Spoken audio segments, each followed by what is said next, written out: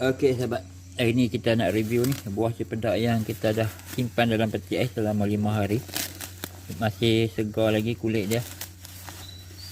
Kalau nak simpan sekali dengan biji ni. Sebab dia tak ada rosak apa. Simpan dengan kulit-kulit, bubuh dalam plastik, simpan tempat biasa.